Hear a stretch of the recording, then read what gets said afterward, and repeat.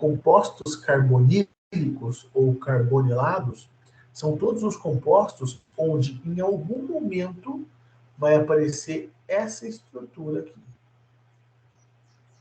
Esse carbono dupla O aqui, a gente dá o nome de carbonila.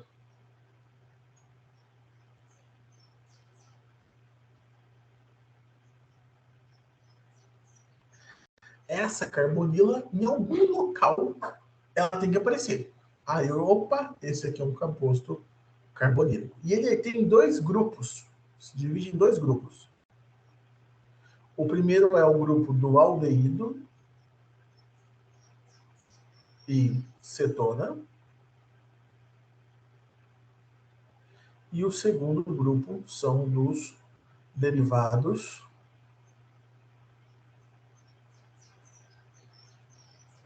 de ácido carboxílico. Então, basicamente, nós teremos o ácido carboxílico e todos aqueles que derivam dele num grupo, e o aldeído e a cetona no outro grupo. Por que a gente divide dessa forma? Porque as características em termos de como que essas substâncias reagem, o aldeído e a cetona reagem da mesma forma, pelos mesmos caminhos, e os derivados de ácido carboxílico, ou os derivados, também chamados de derivados carboxílicos, reagem de outra forma. Por isso que já é interessante, desde agora, colocar essa categorização para lá no futuro facilitar a sua compreensão, caso exijam de você essa parte também. Eu não lembro se biomédico chega a estudar essa segunda parte, mas caso necessite, tá aí já uma organização para no futuro facilitar a sua compreensão. Mas, independente de qual grupo isso pertença, sempre, sempre, sempre a carbonila vai aparecer em algum momento. Ela tem que aparecer, senão não é um composto carbonílico. Então, vamos a eles. Primeiro de tudo, aldeído e cetona. São os mais simples de identificar. Depois a gente vai para os demais. Então, tanto um aldeído quanto uma cetona tem por característica que a carbonila vem sozinha. Como assim? Vamos começar pela cetona. Uma cetona é toda vez que eu tenho duas cadeias carbônicas unidas por uma carbonila. Então lembra, o éter são duas cadeias carbônicas unidas por um oxigênio. A cetona são duas cadeias carbônicas unidas por uma carbonila. A ideia é parecida, mas ao mesmo tempo é diferente. Então, por exemplo, CH3, C dupla O, carbonila, CH3. Essa aqui é a propanona, ou comercialmente chamada de acetona. Ela é um solvente muito utilizado e por isso que ela é usada também na parte mais cosmética, porque ela tem um poder de retirada de outros compostos muito grande. Então, por isso que se usa para a gente usa para remover esmalte, coisas desse tipo, porque ela é um solvente muito bom, é muito eficiente. Então, por isso que ela é tão utilizada assim. Então, detalhe, esse A do acetona é comercial. Para nós aqui é cetona. Não tem esse A. Acetona, comercial, cetona, químico. Tanto é que, não sei se você já fez bioquímica, mas se não fez, em algum momento você vai aprender sobre isso muito mais do que eu aprendi na faculdade, que é lá na bioquímica, ouvir falar sobre os corpos cetônicos. Paciente diabético apresenta como característica principal um nível de corpos cetônicos muito altos, porque ele não consegue metabolizar o açúcar, a glicose, ele passa a metabolizar lipídio, e no processo de oxidação dos lipídios, muitas cetonas são produzidas. E essas cetonas a gente dá o nome de corpos cetônicos, quando a gente encontra isso no laboratório. Então, vem daqui o nome desse produto de oxidação dos lipídios que são essas cetonas. Por isso o nome corpos cetônicos. Então, cetonas são sempre isso. É essa carbonila entre carbonos. Como dá para ver, como ela tem que estar entre carbonos, eu nunca vou conseguir encontrar essa carbonila na ponta. Não tem como, porque eu preciso estar entre carbonos. Justamente por isso que na ponta ganha outro nome e deixa de ser cetona. Mas nada impede que eu encontre essa carbonila num ciclo. Então, por exemplo,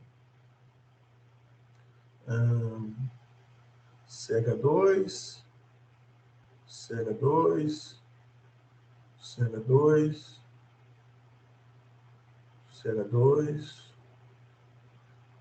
CH2, subiu um pouquinho aqui. E aqui,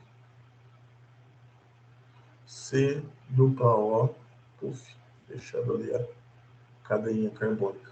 Então, perceba, aqui a gente tem uma cetona, porque, novamente, a carbonila continua entre carbonos, só que num ciclo. Isso pode acontecer. Eu só não posso encontrar a cetona na ponta, porque aí a carbonila deixa de estar entre carbonos. E quando, então, essa carbonila está na ponta? Que nome que ela ganha? Então, vamos pegar um caso aqui.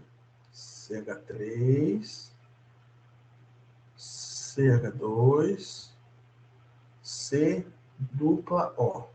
Perceba que eu tenho uma ligação, 3 ligações, 2, 3, falta uma. Então, o que a gente vai fazer? A gente vai acrescentar um hidrogênio. Então, ó, a carbonila veio para a ponta. Se a carbonila veio para a ponta, ela não é cetona mais. Mas, e aí? Que nome que a gente dá para isso? A gente dá o nome disso aqui de aldeído. Então, quando a carbonila está na ponta, e ela está sozinha, tanto é que o hidrogênio ali só está de tapa-buraco, mas ela está sozinha, não tem mais ninguém junto a ela. Aí a gente chama isso de aldeído. Então, um aldeído é toda vez que eu tenho C dupla O H. Essa estrutura aqui ganha o nome de aldoxila. Por isso, aldeído tem esse nome. Então, essa estrutura caracteriza um aldeído. Aldeídos e cetonas têm como característica terem solubilidade mediana na água, não é lá muita coisa, ponto de fusão também meio termo, com eles tudo é pela metade. Então, eles são substâncias polares, porque o oxigênio ele incorpora a mesma característica que a gente viu lá atrás, por exemplo, no álcool, só que não fazem ligação de hidrogênio porque o oxigênio não está ligado ao hidrogênio. Tem o hidrogênio perto, mas não está ligado a ele. Então, apenas são dipolos. São polares, conseguem ter uma certa afinidade com a água, mas lá não lá muito significativo, tudo pela metade. Então é isso. Cetonas e aldeídos. O principal aldeído que nós conhecemos, um dos mais importantes deles, que é esse aqui.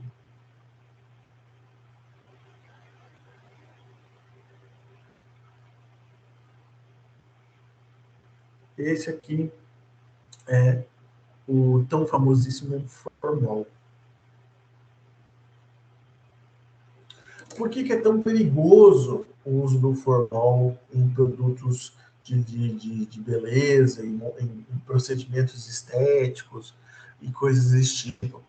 Os aldeídos, eles são muito tóxicos para o fígado. Então, acaba que você entrar em contato com isso, aspirando aquilo por muito tempo, entrar em contato com o couro cabeludo, como eles têm uma solubilidade mediana na pele, então eles também têm uma capacidade mediana de ser absorvido pelas gorduras. Então, tudo isso favorece que esses caras entrem no seu organismo com muita facilidade e saiam com muita dificuldade. Por isso que é interessante evitar o contato com eles. Isso pode gerar problemas muito sérios. Então, aldeídos e cetonas, o uso é mais restrito, não é tão fácil assim de se livrar uma vez que entra em contato. Apresentam um ponto de fusão e ebulição mediano, solubilidade também mediana, ambos os lados. eles têm características próprias e todos eles reagem da mesma forma. Não vou entrar aqui em detalhes de como que eles reagem, nem nada, porque não é o objetivo da explicação, mas eles reagem de formas parecidas, que é diferente do caso que nós veremos na sequência, que é o caso dos ácidos carboxílicos e todos os seus derivados. Então, aldeídos e cetonas é sempre quando a carbonila vem sozinha e ela está em alguma parte da molécula. Se estiver no meio, é uma acetona. Se estiver nas pontas, ela é um aldeído. E no caso do meio, vamos até especificar melhor, que é no meio de 2 carbonos.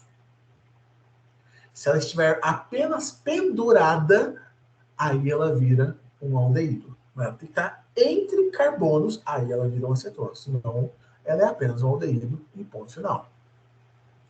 E os ácidos carboxílicos? O ácido carboxílico é uma família bem grande, mas bem fácil de identificar, porque são bem parecidos todos eles. Então, ao mesmo tempo que ajuda e complica um pouquinho, mas nada de outro mundo. Então, o ácido carboxílico continua sendo um composto carbonílico. Então, a bendita da carbonila, em algum momento, ela vai ter que aparecer. Então, como é que funciona? É uma cadeia carbônica, novamente lembrando que o R é uma cadeia carbônica, ligado a uma carbonila, que nós já vimos que ela tem que surgir em algum momento, e junto dessa carbonila vem um H. Então, isso é um ácido carboxílico. Apareceu essa estrutura, a gente tem um ácido carboxílico, onde isso daqui, por ser tão característico, ganha um nome. Isso aqui é uma carboxila. Por isso o nome ácido carboxílico. Essa carboxila geralmente vem nas pontas, mas nada impede de ela estar pendurada em alguma parte da molécula. Isso daqui também pode ser tanto uma cadeia carbônica não aromática, como pode ser uma cadeia carbônica aromática. Também não temos problemas com isso. Em ambos os casos, nós temos ácidos carboxílicos. Então vamos a exemplos. Por exemplo, esse cidadão aqui. Esse aqui é o famigerado ácido acético. É o cidadão que tem no vinagre. Ácido acético, nome comercial, o nome químico mesmo seria ácido etanóico. Esse é o cara que está lá no vinagre. Ele é o que a gente consome no vinagre, produto de fermentação de frutas e tal. Outro bem famoso, esse cidadão aqui, ó, o menor ácido carboxílico existente é o ácido fórmico.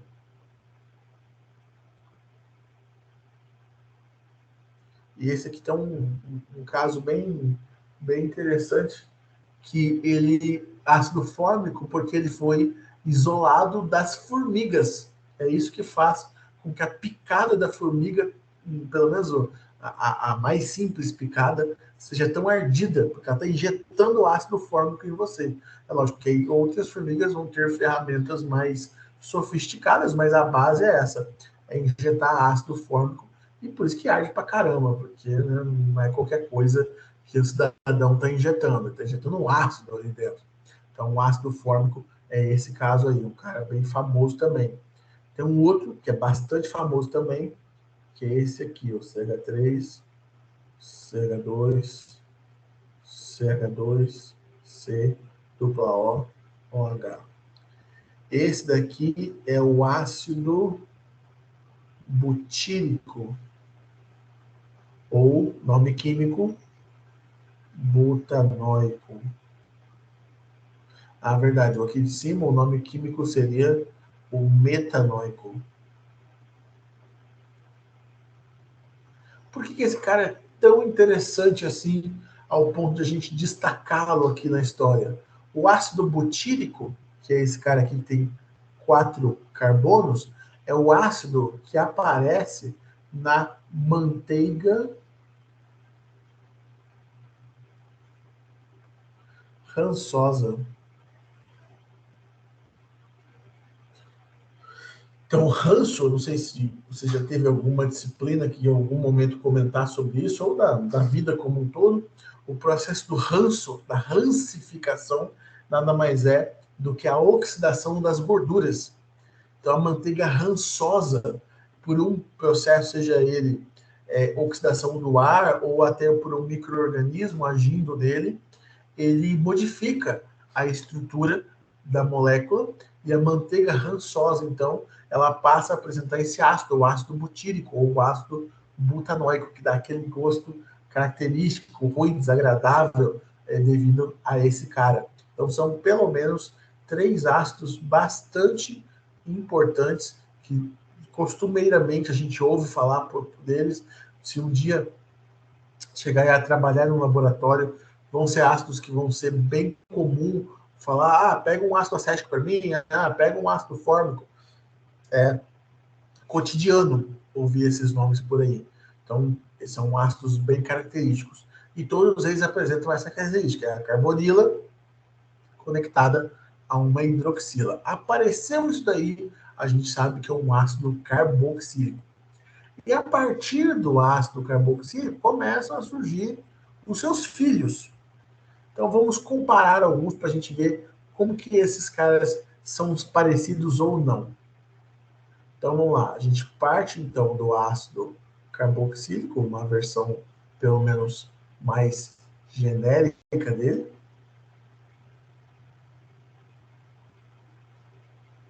E aí a gente compara isso aqui com esse cara aqui, por exemplo. Ó, então vamos voltar lá atrás. Quando a gente tem o cloro, lá atrás a gente disse que o cidadão que tem cloro é o haleto. Lá atrás nós conversamos sobre isso. Lá, quando eu pegava o hidrocarboneto, tirava um hidrogênio e colocava um cloro ou um bromo, a gente diria que é um haleto. Aqui também continua sendo um haleto. Só que ele não é um haleto derivado do hidrocarboneto. Ele é um haleto derivado do ácido carboxílico. Então, esse cara ganhou um nome especial. Ele é um haleto de acila. Então, a carbonila, junto com a cadeia carbônica, passa a ganhar o nome de grupo acílico. Então, é um haleto de acila ou um haleto de ácido carboxílico. O haleto de acila acaba sendo bem mais famoso. Então, é quando o OH saiu fora, por algum motivo, e o cloro entrou no lugar. Então, esse é um haleto de acila. Outro caso, quando eu pego 2 ácidos carboxílicos. Então, vamos pegar esse caso aqui, ó.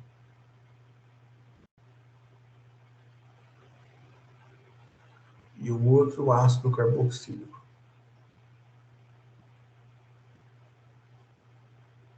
E junto os dois num único ácido, numa única estrutura, na verdade,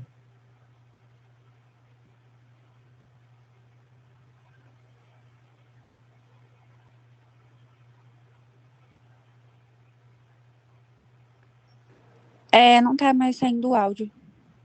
então, ó, esses 2 caras se juntaram e formaram um único cidadão. Esse cara que surge da junção dos dois, a gente chama esse cidadão de anidrido.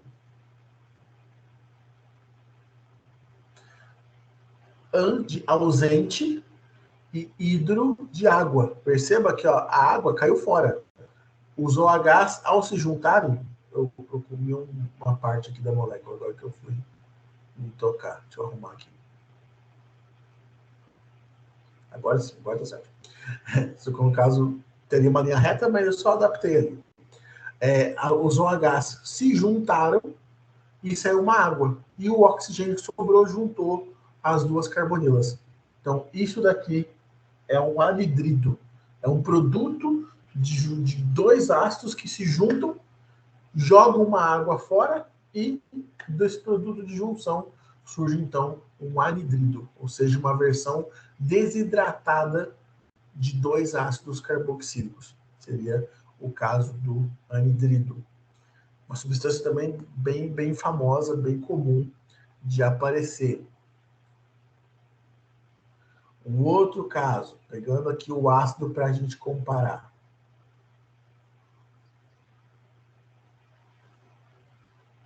Esse aqui é o ácido carboxílico e vamos comparar esse cara com o cara que vai vir agora. CH3, dupla O, CH3. Perceba, é parecido, só que a diferença é que o hidrogênio caiu fora e entrou uma outra cadeia carbônica no lugar. Quando isso aqui surge, aí surge um éster. Muito importante não confundir com o éter. O éter é quando eu tenho um oxigênio ligando duas cadeias carbônicas. Ou seja, se isso aqui não existisse, seria um éter. Então, a partir do momento que a carbonila existe, aí passa a ser chamado de éster. Então, éster é quando a carbonila liga duas cadeias carbônicas com o auxílio de um oxigênio, porque se fosse só a carbonila, seria uma cetona. Tem que ter um oxigênio junto ali para ser um éster. Aí sim, aí tá tranquilo, aí tá beleza. Outro cidadão que nós temos que também deriva de um ácido carboxílico. O ácido carboxílico tem vários filhos. Então, trazendo de novo o ácido carboxílico para a gente comparar. E vamos comparar com quem vem na sequência.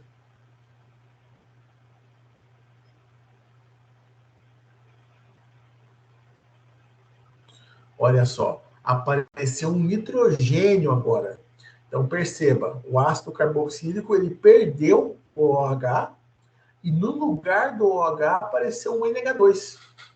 O NH2 ligado à carbonila, isso aqui chama-se amida.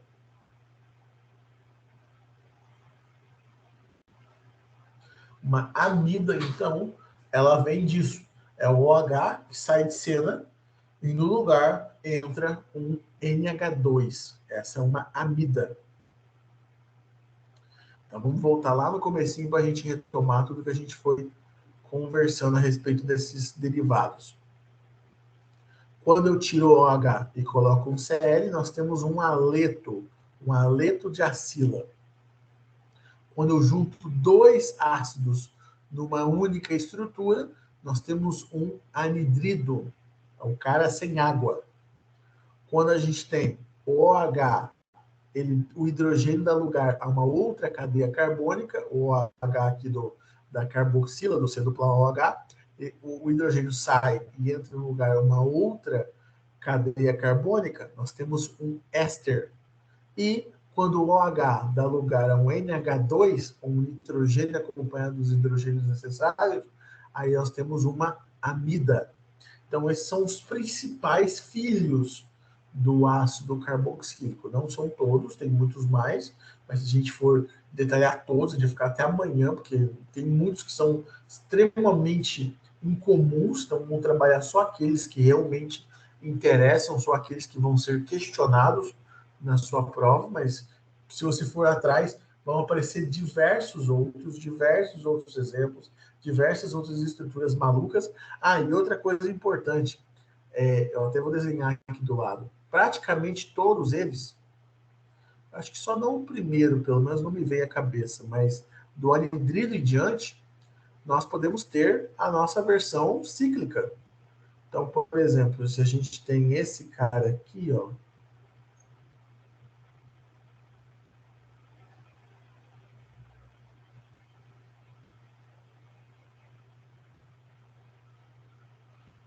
ficando representação mais detalhada, fica isso aqui.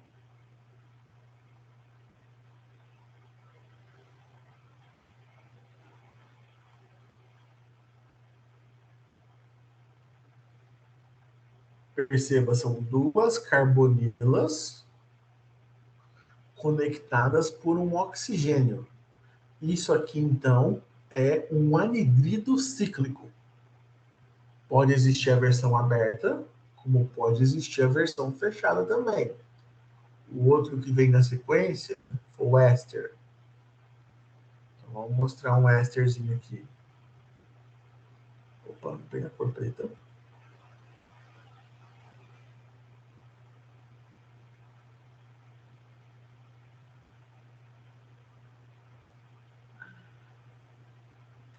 Então, aqui nós temos um éster. Vamos desenhar mais detalhadamente aqui.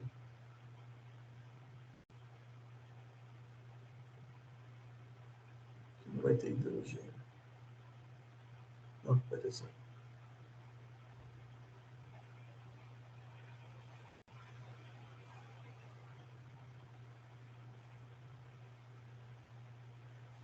Então, aqui, ó, C dupla O, O, cadeia carbônica antes, cadeia carbônica depois.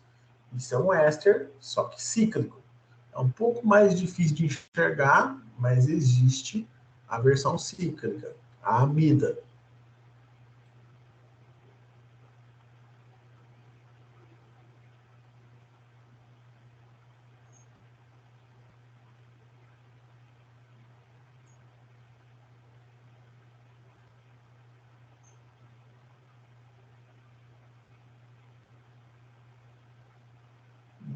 Tá.